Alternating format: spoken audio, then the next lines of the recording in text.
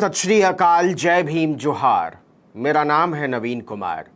आजादी के अमृत महोत्सव पर नरेंद्र मोदी ने देश के नंगे भूखे बेघर लोगों से भी अपील की है कि तुम्हारी भूख, गरीबी, बेरोजगारी सब बेकार की बातें, इनका कोई मतलब नहीं है। तुम तो बस तिरंगा लहराओ, तिरंगा। पेट में अनाज हो ना हो, लेकिन माहौल ऐसा बना रहना चाहिए जैसे 56 भोग जीम कर आए हो। भाजपा के सारे सांसद, विधायक, मंत्री, नेता इसी एक सूत्री कार्यक्रम में लगे हुए हैं। तिरंगे की मांग देखकर लद्दाख से अरुणाचल तक जमीन कब्जाए बैठा चाइना बम बम कर रहा है। नेताओं को और क्या चाहिए?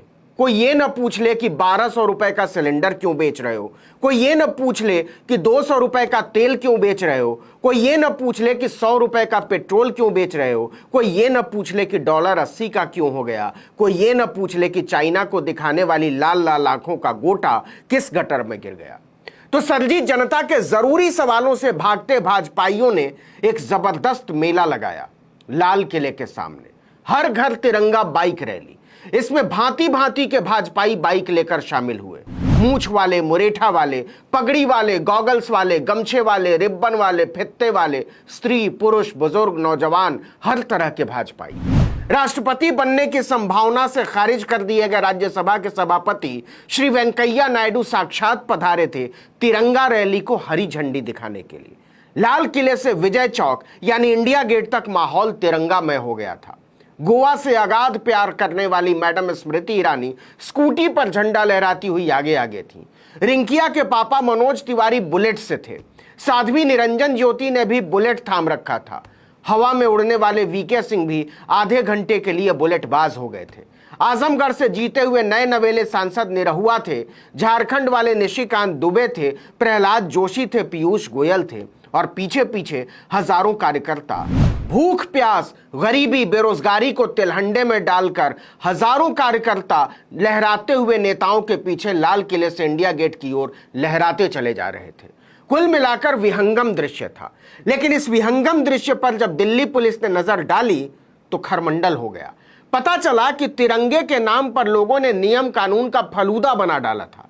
मनोज तिवारी ने तो जिस बुलेट की सवारी गांठी, वैसी गाड़ियों के बारे में श्रीलाल शुक्ला ने राग दरबारी में फरमाया है कि उसे देखकर ऐसा प्रतीत होता था जैसे उसका जन्म ही सड़कों का बलात्कार करने के लिए हुआ हो। गाड़ी के बारे में बताते हैं कैसे। तमाम नेताओं और कार्यकर्ताओं ने न तो ट्रैफिक नियमों का पालन किया और न ही सुरक्षा नियमों का। तिरंगा हर कानून, हर नैतिकता और हर नियम की बेअदबी का लाइसेंस बन गया था। तस्वीरों में आपने देखा ही होगा, सांसद मनोज तिवारी सबसे ज्यादा जोशीले नेताओं में शामिल थे। वो बुलेट पर तिरंगा लहराते चल रहे थे। लेकिन तिवारी जी को लगता है कि यह भ्रम था कि बुलेट चलाने वालों को हेलमेट लगाने की जरूरत नहीं पड़ती। लेकिन बात केवल इतनी ही नहीं थी साहब। जिस बुलेट पर वो सवार थे उसका पीयूसी भी नहीं था, मतलब पॉल्यूशन सर्टिफिकेट भी नहीं था। तस्वीरें सामने आई तो लोगों ने दिल्ली पुलिस को टैग करना शुरू किया। उसकी बेचारगी की खिल्ली उड़ने लगी। आखिरकार तंग आकर दिल्ली पुलिस को कार्रवाई करनी पड़ी। मनोज तिवारी को ट्रैफिक नियमों के उल्लंघन का कसूरवार पाया गया। और जानते हैं मनोज तिवारी पर जुर्माना कितना हुआ है? चालान कितने का हुआ है? पूरे 41,000 रुपए का। जी हां, पूरे 41,000 रुपए का चालान। दिल्ली पुलिस की प्रवक्ता सुमन नलवा ने कहा कि सवारी काटने वाले ने न तो हेलमेट लगा रखा था, ना ही उनके पास लाइसेंस था, ना ही बुलेट का जरूरी पॉल्यूशन सर्टिफिकेट था और ना ही उस पर हाई सिक्योरिटी नंबर प्लेट यानी HSRP लगा हुआ था। तो हेलमेट, लाइसेंस और दूसरी चीजों में चालान थमाया गया है 21,000 रुपए का और पॉल्यूशन, HSRC वगैरह के मामले में चालान हुआ है 20,000 रुपए। मतलब कुल मिलाकर 41,000 रुपए का चालान बुलेट चलाने वाले मनोज तिवारी पर। रिंकिया के पापा ने सोचा था कि वो तिरंगा रैली में बुलेट चलाकर हीरो हो जाएंगे, अखबारों में फोटो छपेगी, वाह वाह होगा, मोदी शाह की नजरों में नंबर बढ़ जाएगा। लेकिन उनकी हरकतों ने उनके अरमानों का कूड़ा कर दिया। असल में वो बन गए नियम तोड़ने वाले विलन। लोग खिंचाई करने लगे। पहले तो कन्नी काटते रहे, लेकिन पार्टी के लोगों ने समझाया कि पहले ही बहुत बर्बाद कर चुके हैं, अब और मत कीजिए, तो हाथ जोड़कर माफी मांगने लगे।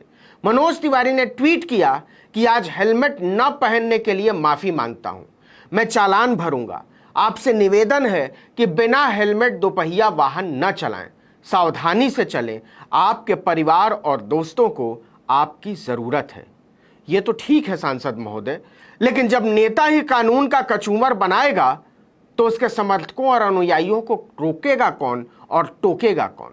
मनोज तिवारी पर तो जुर्माना हो गया, लेकिन इस रैली में भाजपा के कई नेताओं और कार्यकर्ताओं ने ट्रैफिक नियमों की धज्जी उड़ाई। उनका क्या होगा?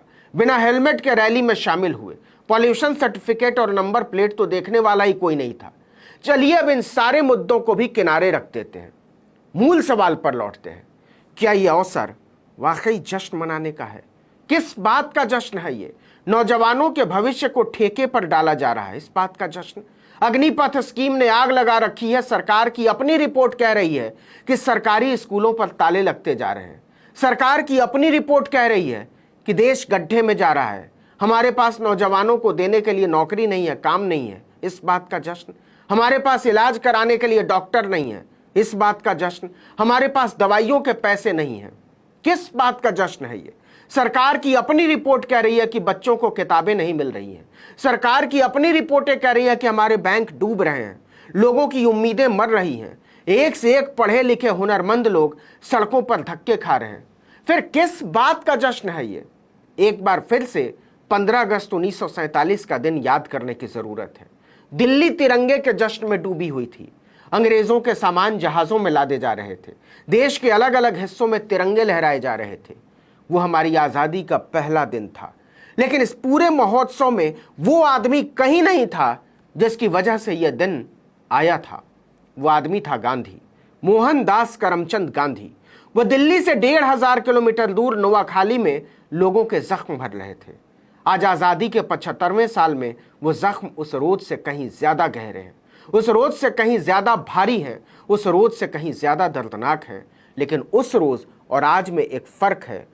उस रोज हमारे पास गांधी नाम का एक ऐसा प्राणी था जिसमें इस देश के सारे दर्द को सोख लेने की नैतिकता थी, और आज हमारे पास कोई गांधी नहीं है।